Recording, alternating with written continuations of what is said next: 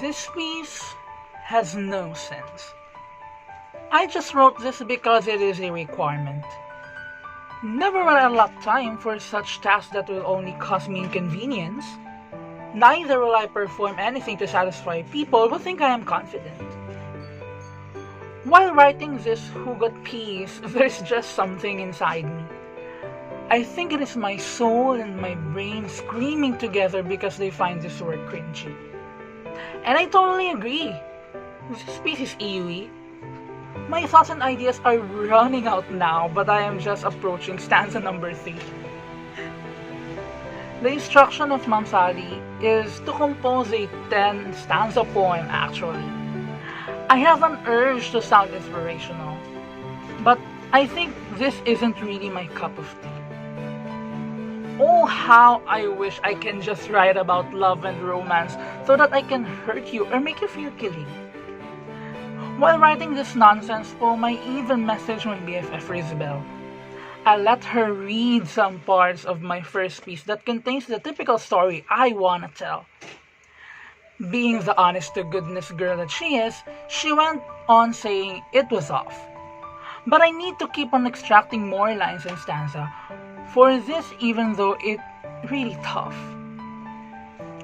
Whoa, I can't believe you're still here with me listening to me as I deliver this nonsense poetry required in our creative writing. Congrats, I guess, for we are already in the 5th stanza. Imagine from a blank space, now we are 50% done, yeah? From this point forward, as I contemplate about things while salvaging this activity, this Hugot is not actually nonsense, and it can elucidate to us a piece of reality. Reality that nothingness is a breathing ground of creativity.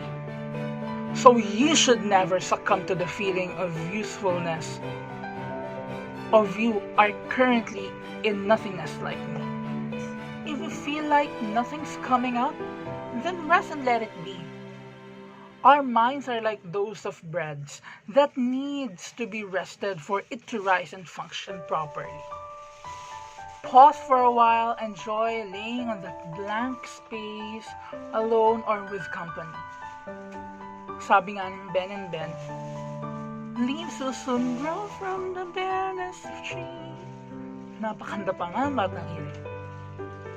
Now if something pops up, write it down immediately. Strike while the iron is hot and as boiling as tea. Whatever sparks may always ignite something embedded with beauty. So never hesitate to consider it honey. Moreover, let us stop being too harsh on ourselves. Begin to stop thinking that we are pieces are nonsense. Pessimism will greatly impede the blossom of greatness. Remember that we are doing things to express, not to impress. Being real, validation and praises from other people are indeed music to my ears. But same is true with the hurtful insults and cocky comments. If we will hold on to their words, we might fall out of the cliff if words are sharp and have dents.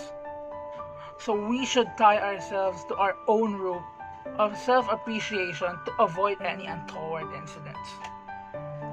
Unexpectedly, I already reached the 11th stanza of this piece.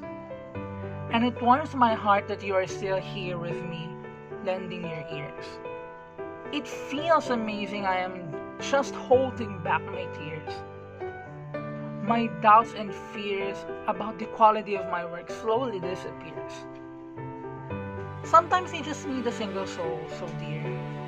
A dear person who's willing to sit and hear us out and appreciate us from here. After this, our faith in our abilities will never be interfered.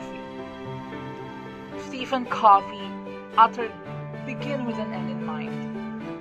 However, I would like to reiterate that trust is the first thing that we should find. If we already have full trust in ourselves, then we can begin to grind.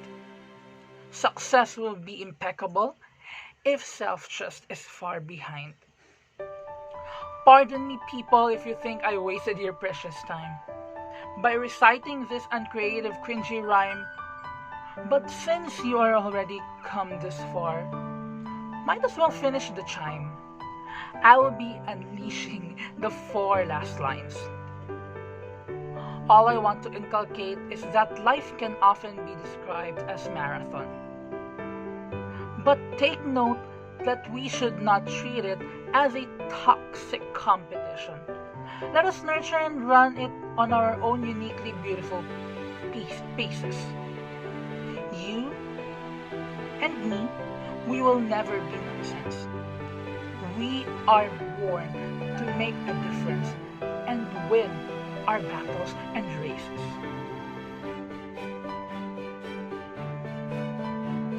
This nonsense, Hugot, please.